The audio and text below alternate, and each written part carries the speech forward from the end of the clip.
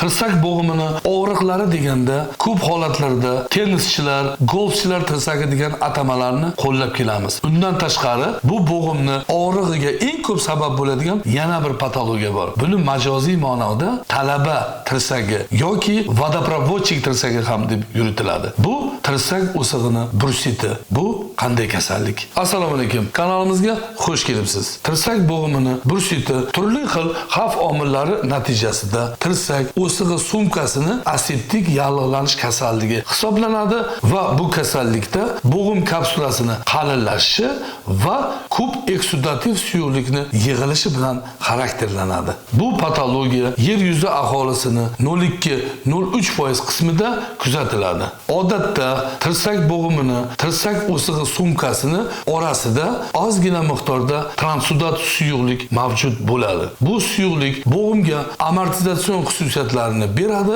va bo'g'imni tashqaridagi ortiqcha yuklamaga bardoshliligini ta'minlab turadi. Xavf omillari bu jarayonlarda yallig'lanish holatlarini kuchaytiradi. Natijada shu sohaning kapsulasida neoangiogenez va fibroz o'zgarishlar boshlanadi. Kapsula qalinlashadi. Yallig'lanish hisobiga bo'g'imda eksudativ suyuqlikning miqdori oshadi va oxir oqibat bo'g'imda katta hosila ko'rinishiga kelib qoladi. Streptokok infeksiyasi tufayli bu jarayon yiringli holatga o'tishi mumkin. Kasallikni xavf omillari: tirsak o'sig'i sohasidagi jarohatlar va mikrotravmalar, ma'lum bir kasb egalari, bu kasb egalari ko'pgina holatda tirsak bo'g'imiga tayangan holatda yoki bu sohani ko'p shikastlash bilan kechadigan jarayonlarda ishlashadi. Bular sportchilar, talabalar, santexniklar va shaxtyorlar hisoblanadi. Shuning uchun bu patologiyani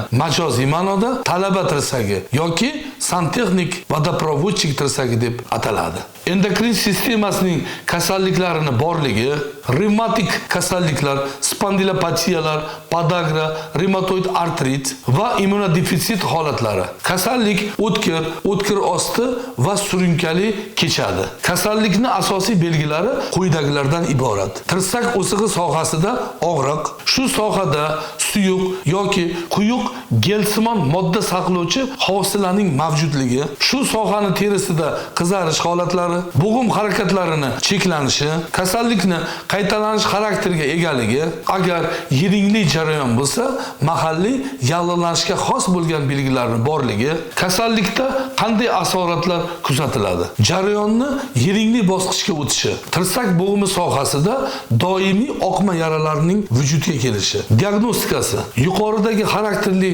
klinik belgilarning borligi, MRT va ultratosh tekshiruv usullari, bo'g'im funksiyasini o'tkazish va olingan punktmatni laboratoriya qilish. Agar bu suyuqlik podagra hisobiga bo'lsa, laboratoriyada mikrokristal va urat tuzlari aniqlanadi. Kasallikni davolash quyidagilardan iborat: nosteroid yallig'lanishga qarshi vositalar, bo'g'imni funksiya qilish va bo'g'imga glikokortikoid moddalarni jo'natish, fizioterapevtik muolajalar, lazer va magnit terapiya, tirsak bo'g'imini ortezlash, agar jarayon yiringli ketsa, antibakterial davo muolajalarini qo'shish va bu holatda bo'g'imni kesiladi va bursa olib tashlanadi. Agar yuqoridagi holatlar kuzatilsa, albatta travmatolog ortoped mutaxassisiga murojaat qiling.